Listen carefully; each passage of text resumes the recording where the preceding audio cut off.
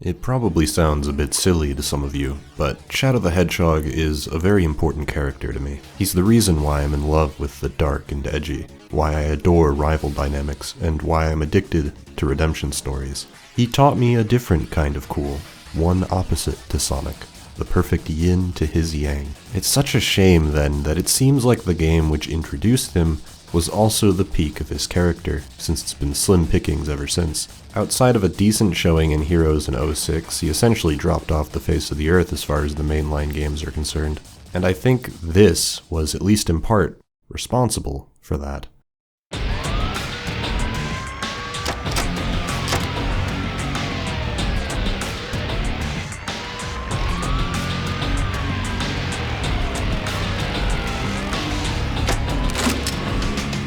It's really sad that this game was Shadow's last major hurrah, the one which made him into a meme, an internet laughingstock, and in my opinion, forever ruined the perception of his character.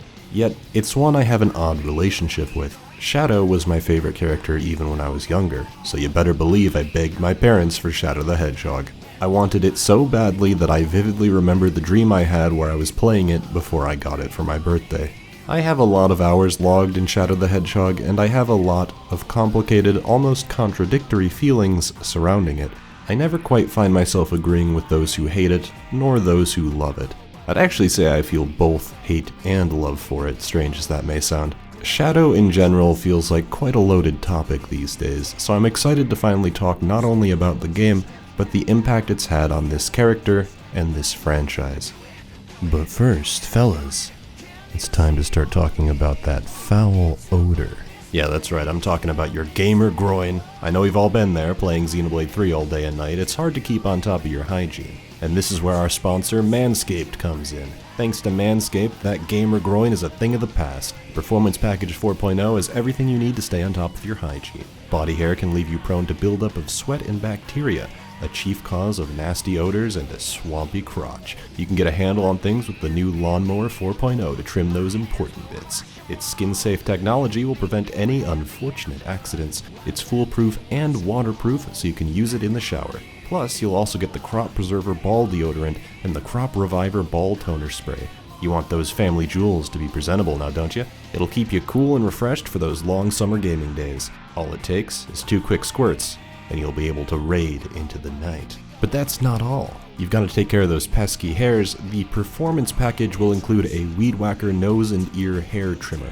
No more problematic itches during important boss fights. This baby's got you covered. You'll even get 2 free gifts, the Shed Travel Bag and the Manscaped Anti-Chafing Boxer Briefs, so you can carry these important tools with you to conventions or tournaments across the globe and prevent that pesky swamp crotch while you're at it. So what are you waiting for? If you're gonna game all day, you can't sleep on your hygiene.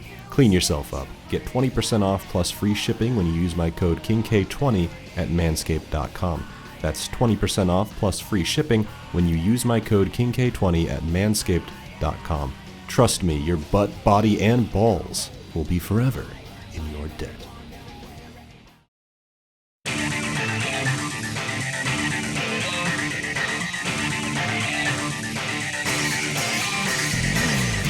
This video is going to be pretty scattershot. I have a lot to talk about, and so I think I'll let you decide the shape this video takes. Whether you want to dive into my love for the game, my hate for it, or my ramblings in between, it's up to you. Using the YouTube chapter feature, I will give you 3 pathways: Hero, Neutral, and Dark. At the end of each, you will again get 3 options, which will include a warp back to the beginning of the other 2 pathways, or a warp to the last story segment. I've structured it in such a way that you'll still get a full video even if you simply want to leave it on as a podcast. But for those who crave choice, well, this video's for you.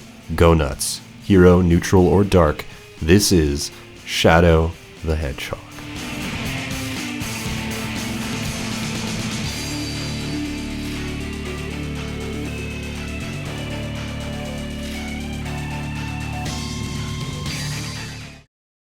In keeping with what Sonic Heroes re-established for the character, Shadow continues the hunt for his lost memory. During his search for answers, dangerous aliens invade Earth, taunting a connection to Shadow, which prompts a choose-your-own-adventure style progression. Search for answers, protect the planet, doom its inhabitants, or gather the Chaos Emeralds and attain the ultimate power.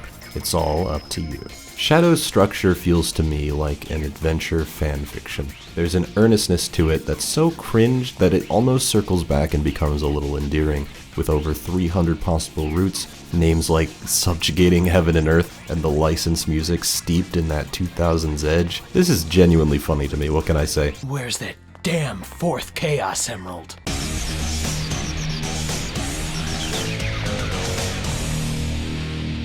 Since you have so much freedom over where Shadow goes, he's basically just a vehicle to create your own wacky fanfiction. You plop into a level and decide then and there who Shadow is going to help. Consistency be damned. To its credit, you can create some interesting stories.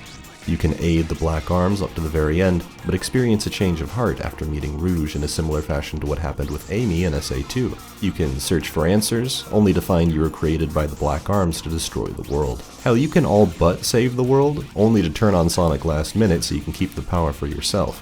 Why?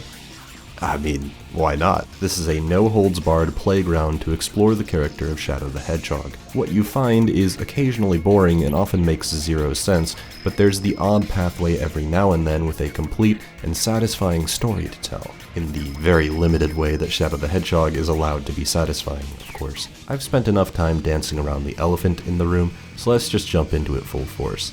Profanity, guns, all that fun stuff. Now, are weapons like this new to the Sonic franchise? No, in fact, even since the beginning, Eggman's badniks were shooting projectiles at Sonic. As the series has gone on, though, those projectiles became more and more realistic until it culminated with the release of Sonic Adventure, where this happened.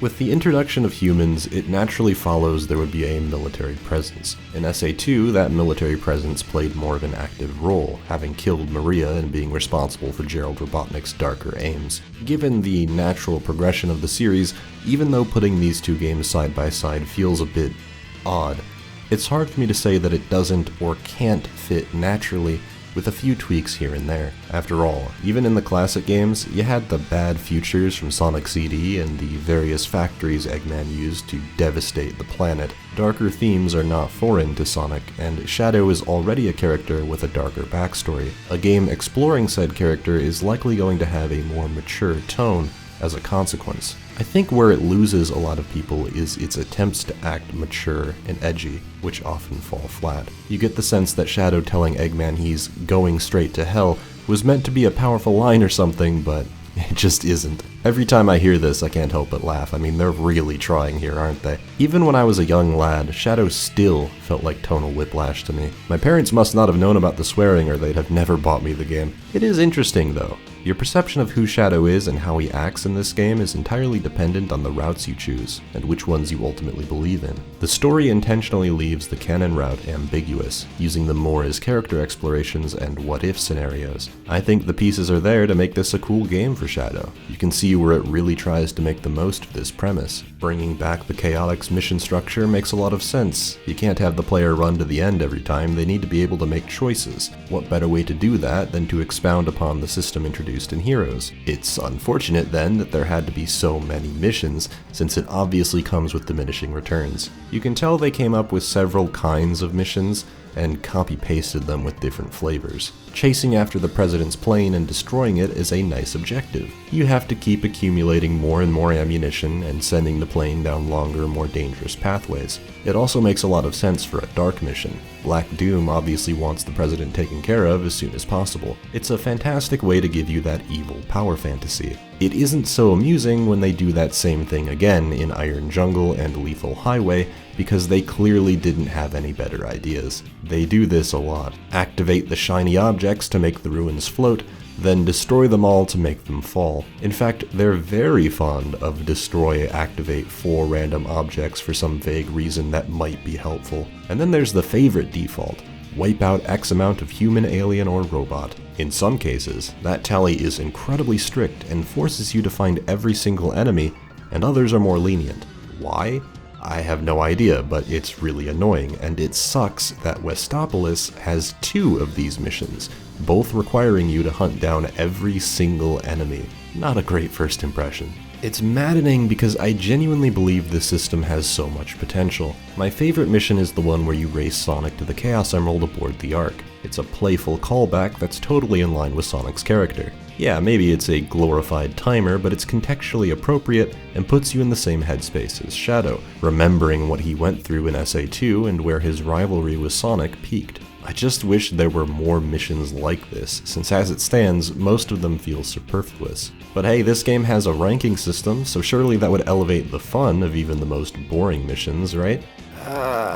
Thus far, I've talked about how ranking systems are a genius idea. They give you a reason to master each character and to learn the ins and outs of each stage. I think it works best when it goes beyond a simple time attack and encourages you to focus on being stylish and cool. Shadow seems to be trying for the same thing, leaning into the hero and dark mission structure in order to promote different playstyles. During a hero mission, dark actions will subtract from your overall total, while hero points will add to it, with the base of your points coming mostly from the time bonus.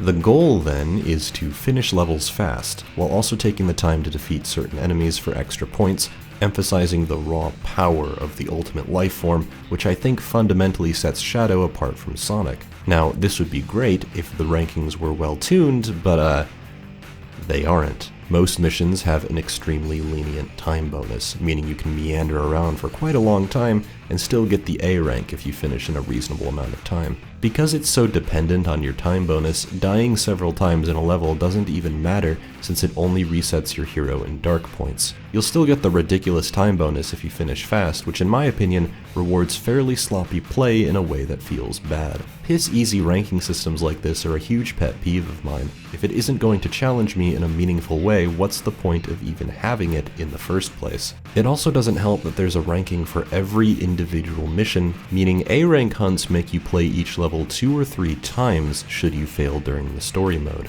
It really sucks too, because if it was just better tuned, I think it would undeniably give Shadow much more meaningful replay value than it currently has. I'm not gonna say absolutely every mission is a cakewalk. I got a few C's and E's here and there. You at least need to pay attention and avoid doing too many things that would subtract your ending rank, just not enough to encourage replays. It's frustrating how many things in this game just about miss the mark. I love how fast Shadow can move, but it comes at the cost of making it nearly impossible to steer him. Some of these guns are actually pretty satisfying to use, typically the machine guns that allow you to run and shoot, maintaining your flow. Yet they feel the need to give you rocket launchers and melee weapons that stop you in your tracks when you use them, and serve no practical benefit when the automatic weapons arguably deal more damage faster and more efficiently with the aim assist. I think it looks pretty awesome when Shadow hops on a motorcycle, but then it controls like garbage with no momentum. You can't jump off ramps even when they give them to you, so I almost never jump into these vehicles unless I'm forced to. I think Cosmic Fall showcases this dichotomy quite well. It's the final level of any given pathway, and it's able to effectively set up that Shadow is lost and confused by the information he's gathered thus far. Is he an android? A weapon built for evil? What is he capable of? And should he still exist? This spiraling mental headspace is portrayed beautifully by the arc falling apart around you. The foundations of what Shadow thought to be true are challenged here and now. There are parts of this level which indulge in that fantasy, focusing the camera downward, asking you to jump across platforms spinning out of control, each at a different elevation. It's such a cool concept for a level. And then, randomly, they have segments of the level which force you to stand on a platform for a minute or two, bookended by a poorly localized cutscene where Vector says this to Shadow when he wonders if he should even be alive. I've caused so much destruction. I should never have been created. This is who I am. Hey, don't go there! Yet! If you could cut out some of the slower segments of the level, I genuinely think it'd be fantastic. It's the same with Black Comet and Final Haunt, which I think look and sound super cool, but go on forever and give you boring enemy hunting missions. Honestly, even Sky Troops, one of my favorite levels in the game, has you jumping in this stupid mech walker and then later forced through this shooting gallery thing. I genuinely think some of these more middling, boring levels could be great if we trimmed some of those edges. But then, I guess it wouldn't be Shadow the Hedgehog without the edge.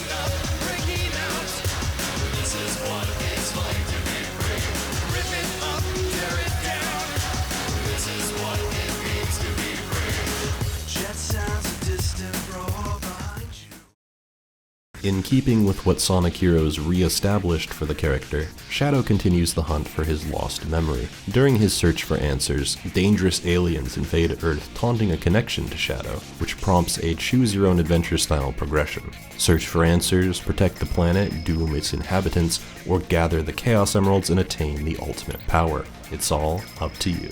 This is one of the funniest implementations of a morality system I have ever seen. Now, morality and player choice don't always go hand in hand. It's usually a good or evil thermometer, and you make decisions to see what happens and where you end up. It's essentially a bastardized version of classic CRPGs like Fallout and Baldur's Gate, which afforded the player near limitless freedom in how they chose to build their character and interact with the world they were placed in. Of course, when you take that classically rich story structure and simplify it by focusing solely on binary choices and their immediate outcomes, it's not gonna feel as satisfying. So here we have Shadow the Hedgehog. He starts the game without his memories, a way to clear the playing field and allow the player to choose his path. Except, it's not actually a blank slate because fans of the series know what he did in SA2 already, not to mention, he had an entire adventure in Heroes where he teamed up with Sonic and saved the world. He must remember doing this, right? This makes the good versus bad dichotomy feel incredibly forced, and a lot of the time, in order to make this work, the game has to rob your choices of their impact. You'd think that by going full hero mode, helping Sonic and his friends, fighting off the Black Arms, and sometimes Eggman, that it would feel like you pointed Shadow back in the direction of SA2 again, reviving the kind-hearted soul we all knew and loved. And yeah, it sorta works out like that. You beat up Black Doom and seemingly stop the Black Comet, but even if you pick every hero option, you're inevitably led to Lost Impact, which will always play the same cutscene where Shadow drops this colorful line. A Chaos Emerald? You've gotta be kidding me, guys. This is like taking candy from a baby, which is fine by me. I can't begin to describe how upset this makes me. Firstly, this mission is in the trenches of the hero pathway, the second to last level of the true hero path, no less. It takes place after you've helped Sonic take out all the Black Arms in Westopolis, after you've helped Sonic take out one of their ships in Black Bull, after you've helped Tails take all the rings back from Eggman, and after you've helped Rouge take out all the Black Arms and beat Black Bull again. You're a bona fide hero. You're doing hero things. You should be a good person, right? Wrong. Shadow, for some reason, sees the Chaos Emerald powering Sonic's ship, and his immediate thought is to not only steal the emerald, but to mock them for making it so easy. Just a reminder that this plays no matter what as soon as you enter Lost Impact. You can't even enter by ending a stage through the Dark Path, because it's at the bottom of the chart. At most, you can ignore Rouge and Death Ruins, but it still ends with you fighting Black Bull, so no matter what you do, your hero actions lead to Shadow acting like a complete jackass. The premise needs to remain consistent no matter which path you take, and since there are over 300 possible named endings,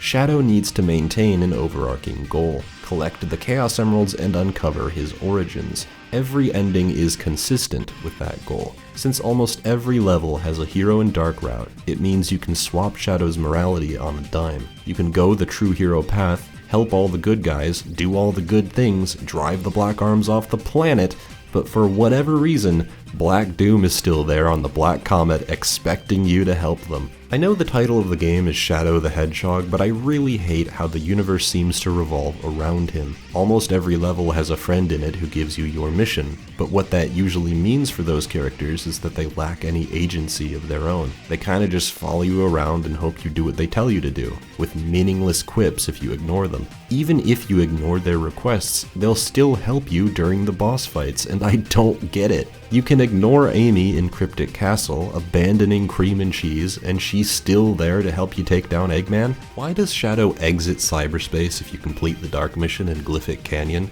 Well, it's because they set certain trigger points for these cutscenes, and the level right above it takes place in cyberspace. Playing through Shadow can't help but feel incredibly disorienting, filled with heel turns that don't make sense, continuity errors, and to top it off, some really bad English localization. Looks like those black creatures are headed out out to space. We're on our way to the Ark, so I guess that means we're going too. While we're at it, why does the game about Shadow position Gun as a heroic entity? In this specific context, sure, Gun are the only line of defense against the alien invasion. Without them, the world would be doomed. I get that. But it also means characters like Sonic need to constantly shill for what is essentially the US military, positioning them as this morally good force. Gun was introduced as yet another foolish antagonistic force in SA2. They accidentally lock up Sonic instead of Shadow, putting them on the run while they're trying to stop Eggman at the same time. Meanwhile, we learn that this was the same military that dealt with an innocent child and traumatized Shadow. But I guess Sonic and friends are okay with it because they're friends with the president. Therefore, everything he's involved with must be good, actually. I don't know, it's a big mess. Feels like the story never quite got past its first draft, which actually seems pretty plausible. I'm not a detective, but I have an inkling that Shadow the Hedgehog did not have a lot of dev time. I know, shocker. One of the consequences of that is repetition.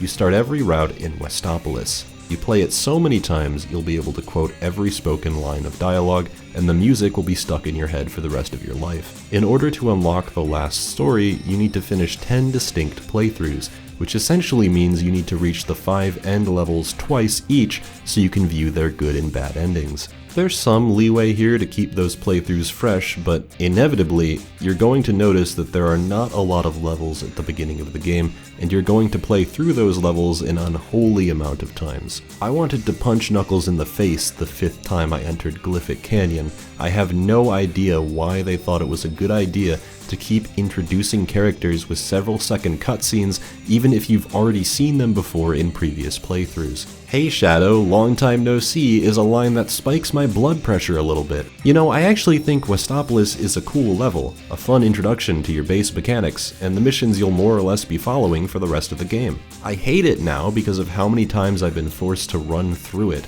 It's to the point where I can predict the exact moment I'm gonna get chaos powers. This is route dependent, but Lord help you if you're on a path that contains Mad Matrix, The Doom, Lost Impact, or Central City. I actually route my playthroughs in such a way that I never set foot in those levels more than once. I don't know what compelled them to make some of these missions last forever. Not even the chaotic stuff was this brutal. Even levels like Final Haunt and Black Comet overstay their welcome, and you're required to go through these levels twice each. I couldn't readily tell you the difference between the two of them. They reuse assets like this all the time. There are 2 cyberspace levels, 3 city levels, 2 comet levels, 5 arc levels. They even reuse a selection of 4 unique boss fights. I hope you like Egg Dealer, Black Doom, and Diablon. You'll be fighting them each at least 3 times with no variations, and you essentially do the same for the mini-bosses. Oh man, homing attacks some slots for a while with basically 0 resistance until the fight finally spawns some weapons for you? Brilliant. Glad we did this several times. Oh boy, chase Black Doom around for a while until he's finally finished all his attacks and you can hit him maybe 2 times before he warps away again. Yes. Oh man, a boss arena that only gives you enough ammo to get him down to half HP before you need to sit there, listen to "Hold Still You Devil" 20 times while you homing attack him for 3 minutes, which is actually the intended strategy because you get an A rank even if 3 minutes have passed. Like, what? I think part of the reason every ending feels so limp is that none of these boss fights are exciting or tense or even fun. They're just formalities before you roll credits. It's either they can be killed in 5 seconds or they take 5 minutes, and there's 0 in between. Feels like they take up 30% of any given playthrough. I think by the 6th time you enter Westopolis, it's easy to get extremely fed up, because by that point, you probably don't have any new levels left, so here's to 5 more playthroughs of levels you've already played, and likely all of the horrible missions you skipped over in your earlier playthroughs. I think the worst levels in this game are the open-ended maze levels. Since it uses the Chaotix mission structure, there's a lot more freedom in the way levels can be constructed. Levels like The Doom, Lost Impact, Central City, and Mad Matrix go big, and I really wish they didn't. Pray tell, what do you get in a game that reuses level themes and even geometry, copy-pasting them randomly inside levels that are huge with no set path? You get confused. Mad Matrix is admittedly only horrible when you're doing the dark mission. That said, The dark mission sucks. Huge grid, many intersections, and 40 bums. Blow all of them up. The camera makes it almost impossible to see where you're going, so you have to essentially brute force it for 20 to 30 minutes, probably looking up a guide somewhere along the way. It's funny, you can spend forever on this mission. They'll still give you the A rank because they knew how bad it was. They were merciful enough to give you some good music to listen to in the meantime, but with the bright lights and samey sights, I wouldn't be surprised if you had a headache by the end of it all. Central City looks exactly like Westopolis, except its missions involve you scouring this maze to find bombs. Of course, if they just gave you a map, this would be 10 times more tolerable, but they don't. Instead, whenever you turn a corner, you find yourself in a section of the map that looks exactly the same as the one you left. Parts of the level deliberately lead you in circles, and I swear that every section of the city is mirrored, so they appear twice just to confuse the hell out of you. And they had the gall to put a timer on you, as if this wasn't frustrating enough to navigate. I don't know whose bright idea it was to make the 2 Ark levels with Maria the worst creations to ever grace mankind. I'd like to have words. These levels could have been so much more. They could have been excellent ways to actually play through Shadow's past, to relive those horrific memories with him. You'd imagine it would be a frantic chase, trying desperately to escape Gunn even when you know there's no way out. Instead, it's a giant maze where for some reason, you end up wandering around for 20 minutes doing mundane tasks. The Doom sees you doing one of several riveting jobs, including healing 10 good gun soldiers, finding the goal ring, which even on a good day takes nearly 10 minutes of waiting on the slowest elevators known to man, or killing 60 gun soldiers, a mission that is infamously bugged, meaning the last soldier sometimes doesn't even show up until you toggle checkpoints. You're stuck in this enclosed space, literally every room and hallway looks the same. You're forced to slowly carry these explosives with you to break open walls, even though you were able to shoot your way through cracked walls before. Can't even use Chaos Blast to break them, way to make that power feel useless. They play this music that's like good, I guess, but doesn't even really fit the situation you're in at all. Like, where's the impending doom here? The sorrow? This is supposed to be a painful memory. The gun soldiers literally sit at the top of elevators waiting to knife you. Why is the music so chill? This level is called the Doom! And then they did it again? Lost Impact is basically the same. Find the exit or kill a ridiculous number of artificial chaos on slow-moving turrets in this winding maze where everything looks the same and they don't give you a map. And of course, they play the sorrowful, downbeat track here when this is the level that's technically less concerned with gun and more concerned with containing the artificial chaos. I'll be honest, it's really hard to love a game this frustrating, knowing that at any moment you can run into one of these levels, or one of these bosses, or one of these cutscenes. It doesn't foster a comfortable environment. There's always this latent anger that threatens to bubble to the surface whenever I boot it up, and it never truly goes away even at the best of times. This is Shadow the Hedgehog, a monotonous, frustrating abomination.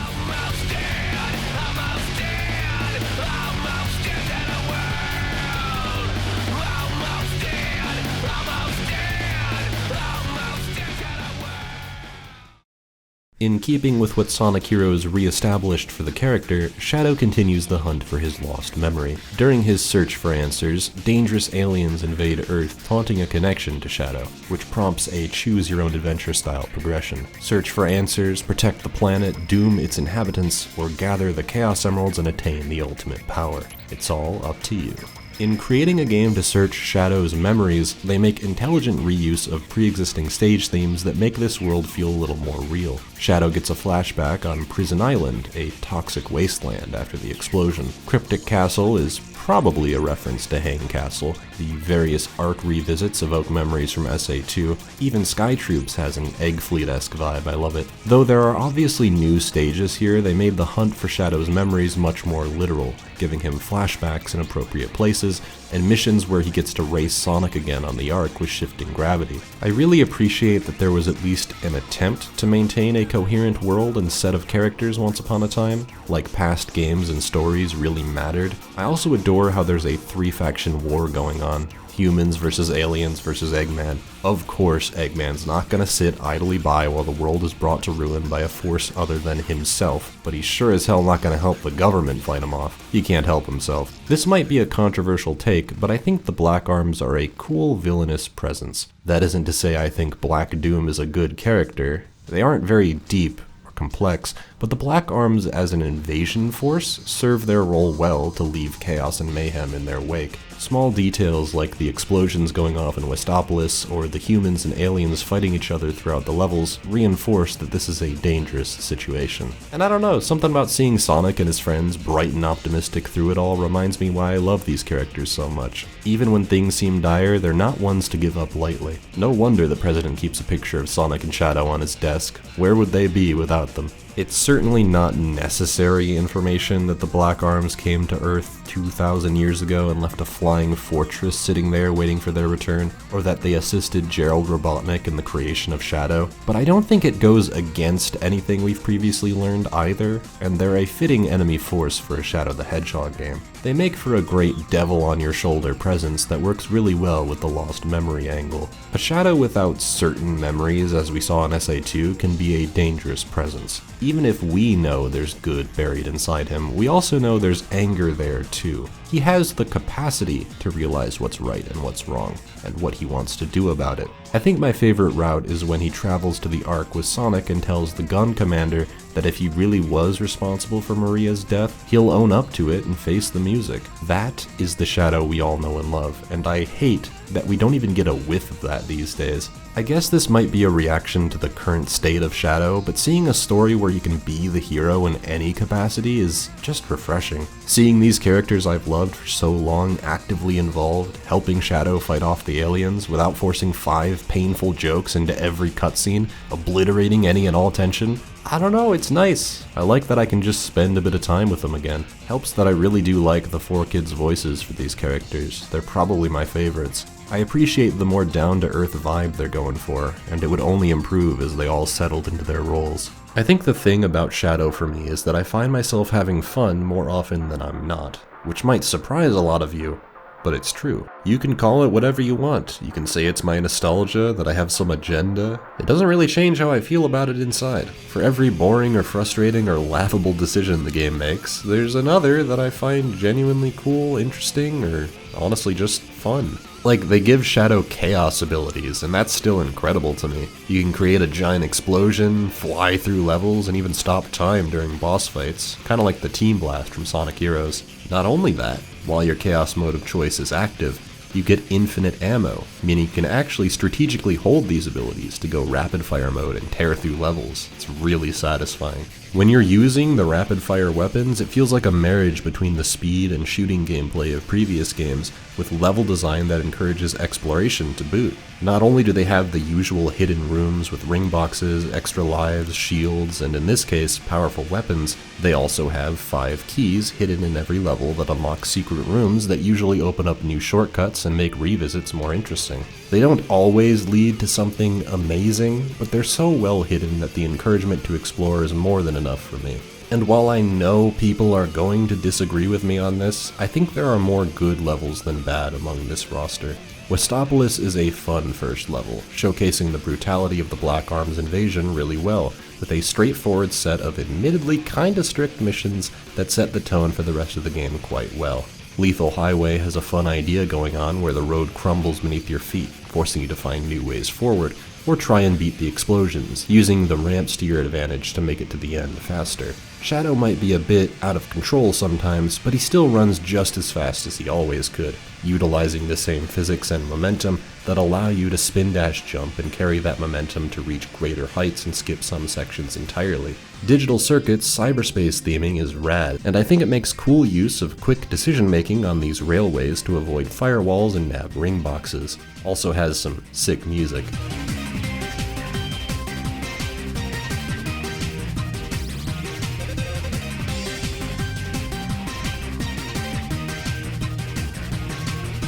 Circus Park is a fun reprieve where you get to focus more on exploring to collect rings for tails, shooting balloons, jumping through fire hoops, and maintaining higher pathways for the bigger rewards. If you poke around enough, you can even get a lightning shield to make it easier. I always thought that was really cool. And all of these levels more or less hone in on fast-paced platforming. Even the levels that focus more on hunting enemies can be fun if their design promotes that gameplay. I think Gun Fortress is pretty cool. A stronghold deep underground, besieged by the Black Arms, security turrets you have to sneak your way past. It's ultimately just fun to run and shoot your way through it, no matter the pathway. The Dark Mission gives you the fantasy of mowing through Gun and breaking through their last line of defense, and the Hero pathway is about taking the high ground, avoiding the waves of gun troops that you've rightfully pissed off to reach this point, and taking on the aliens you've led to this place. It's a last-minute redemption story that I actually kinda buy, and it feels pretty good no matter the path. The music helps to solidify the path you've taken either way. A groovy track for sure, but one laced with a hint of unease.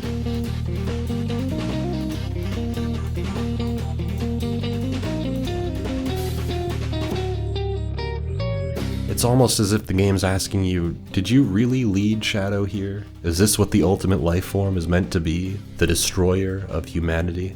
I think it helps my appreciation of some of these levels that a lot of the music is just so good. It's one of my favorite soundtracks in the whole series. It really fits the tone. Shadow is this confused, angry force of chaotic nature, and what better way to exemplify it than by leaning into the highs and lows of that nature. You're left with some levels that absolutely lean into the rock harder than ever before, with an even darker tinge. Death Ruins is pretty damn heavy. I can't get enough of how the opening riff leads you straight into madness.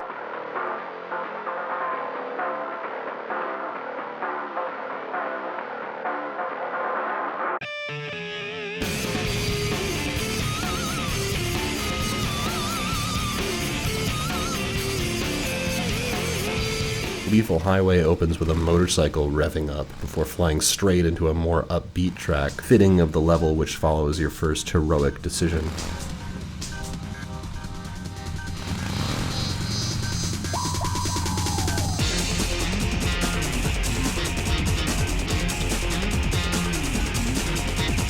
Digital Circuit and Mad Matrix both capture the cyberspace theme perfectly. I wouldn't have it any other way. Some of the catchiest songs in the series.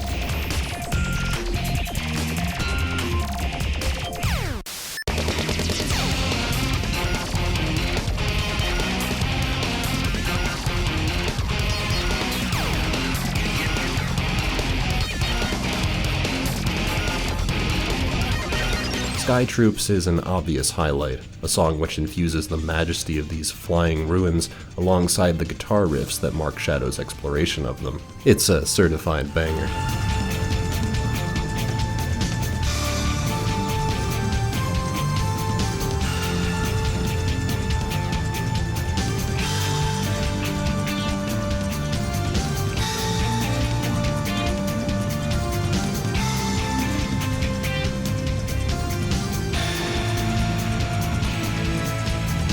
They hit these notes, but they don't skimp on the slower songs when it really counts. Black Comet and Final Haunt both capture the endgame dungeon in a more somber fashion. It's a surprisingly unique feel for a soundtrack which is frequently derided as having too much butt rock.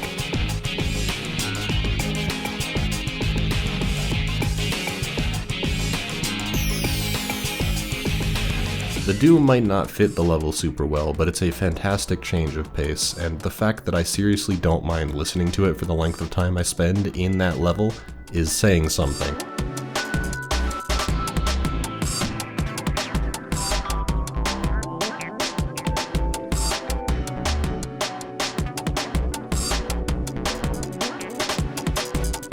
I think Lost Impact captures this mood the best. I can't think of a better song to capture the intensity of this flashback. It's a bittersweet feeling, a look back on a painful memory, but one that's only so painful because of the beauty that was lost to time.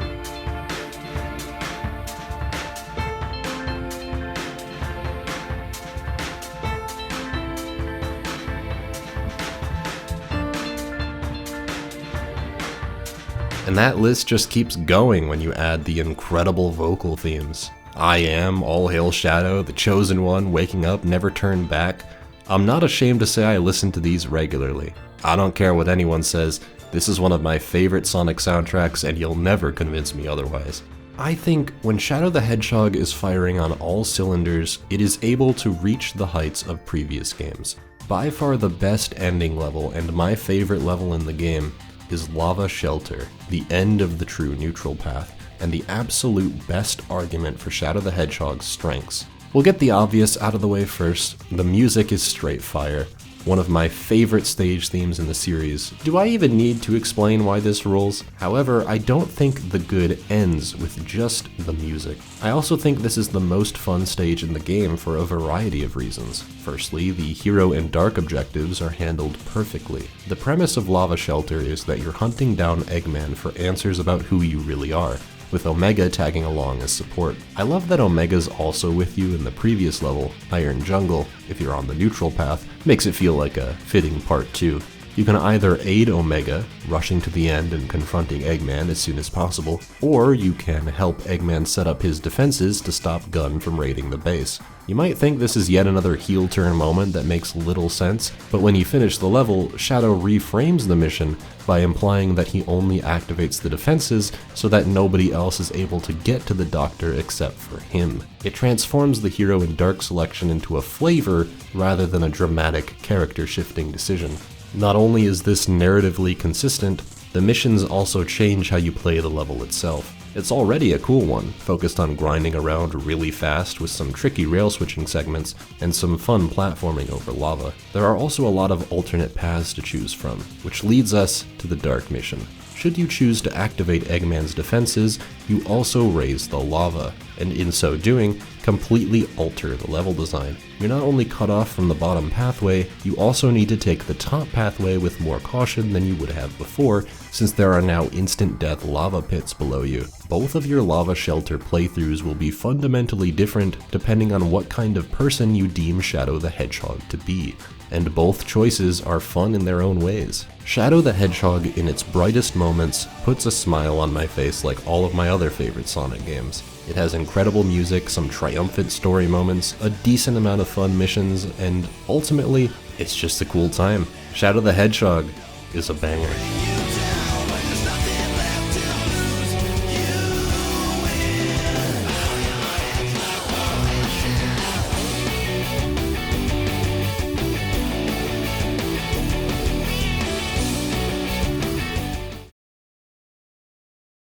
Of course, that isn't the true answer, is it? As always, the truth is complicated. The last story of Shadow the Hedgehog is set up like the previous ones, though it follows the less fulfilling Adventure 1 and Heroes model, where it sorta just happens and there's a final boss. I really don't understand why or how all of the characters are even here, and I think their implementation is pretty lame, all things considered. They fall victim to this paralysis gas that freezes them in place, so no one had to animate them doing anything, a gas which Shadow is able to free himself of for whatever reason. The level itself isn't anything special, just another Comet level where you rip through enemies and are required to use chaos control every now and then. I don't necessarily have a problem with how the Black Arms intersects with the story of Professor Gerald, up until the moment it's revealed that the Eclipse Cannon was built to destroy the Black Comet, which just makes the ending of SA2 feel even more bizarre in retrospect. Their existence was never brought up, which makes it clear that this was a soft retcon. At the same time, though, I can't hate what this is ultimately leading to. Shadow going super, fighting Devil Doom to the tune of I Am, Shadow's new badass anthem, throwing out chaos spears as he shoots through chunks of debris from the destroyed city. It's not an amazing fight or anything, but it sure captures the fantasy. Watching Shadow beat the hell out of Black Doom, then warp the Black Comet into space using his chaos control, blowing it up using the Eclipse Cannon. Look, this last story has issues. Hell, this game has issues. It's held together with sticks and chewing gum, and you can't help but see through the seams at various points. But like, to see Shadow doing heroic things again is really refreshing. It sounds a little sad, and it kinda is, but this was one of the last times Shadow could be considered a hero, someone worthy of the moniker Ultimate Life Form. Through all the wonky dialogue and inconsistent moralizing, there's an undeniable heart hidden somewhere in there. It was a rocky, unfinished road, but I can't help but be a little moved by the final shot. Goodbye forever, Shadow the Hedgehog.